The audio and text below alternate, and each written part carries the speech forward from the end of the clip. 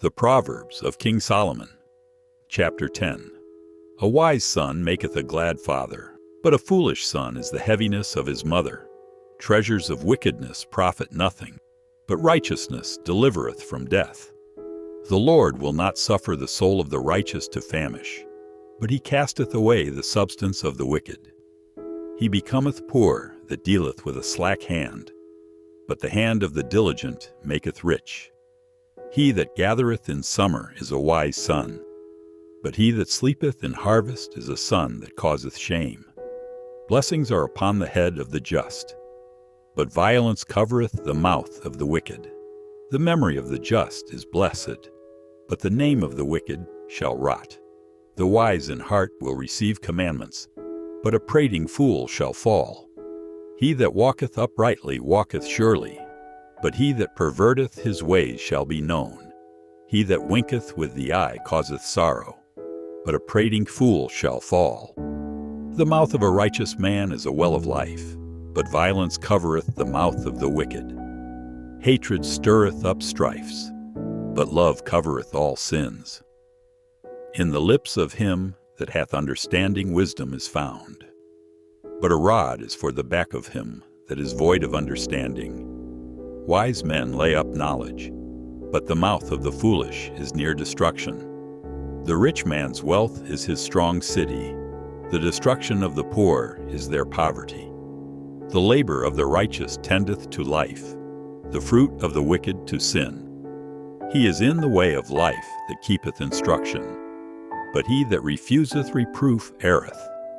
He that hideth hatred with lying lips, and he that uttereth a slander is a fool.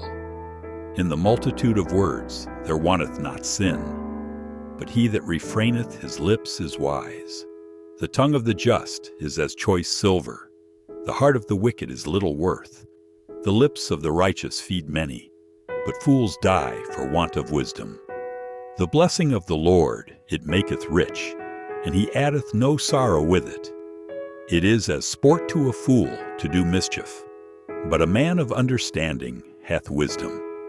The fear of the wicked, it shall come upon him, but the desire of the righteous shall be granted. As the whirlwind passeth, so is the wicked no more, but the righteous is an everlasting foundation. As vinegar to the teeth, and as smoke to the eyes, so is the sluggard to them that send him.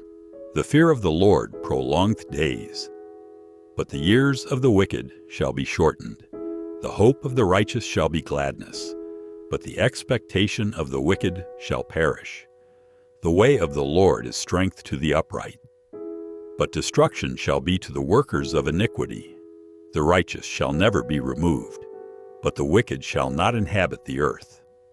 The mouth of the just bringeth forth wisdom, but the froward tongue shall be cut out. The lips of the righteous know what is acceptable, but the mouth of the wicked speaketh frowardness.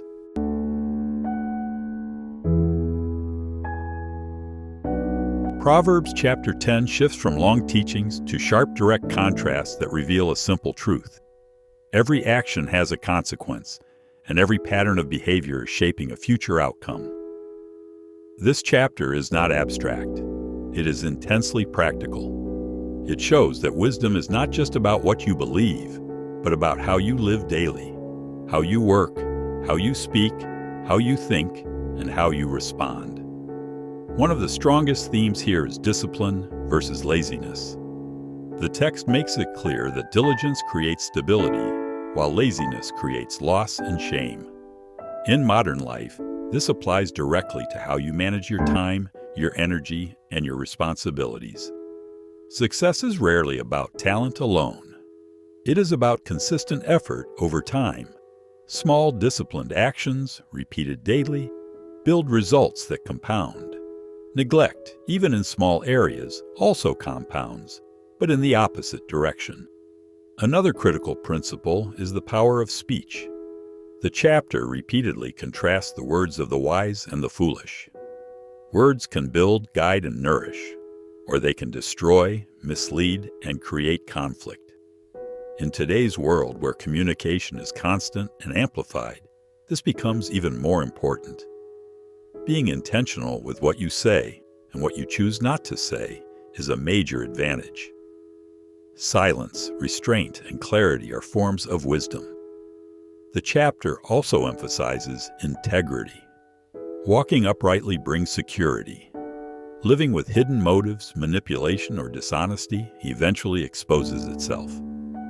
This is a universal principle. You can only sustain what is built on truth. Shortcuts may create temporary results, but they do not create lasting stability. There is also a deeper layer. Alignment with what is right creates internal strength. The text shows that the way of the Lord becomes strength to the upright. In practical terms, this means that when your actions are aligned with truth and discipline, you reduce internal conflict. Your decisions become clearer, your direction becomes stronger, and your life gains momentum. Finally, the chapter makes something very clear. Outcomes are predictable, not always immediately, but inevitably. The righteous build something that lasts. The wicked eventually collapse under the weight of their own actions. This is not about luck. It is about patterns. What you repeat becomes who you are, and who you are determines where you end up. So the real question is not what you say you believe, but what you are consistently doing. Because that is what is building your future, one decision at a time. If you want more wisdom from Proverbs, return tomorrow for chapter 11.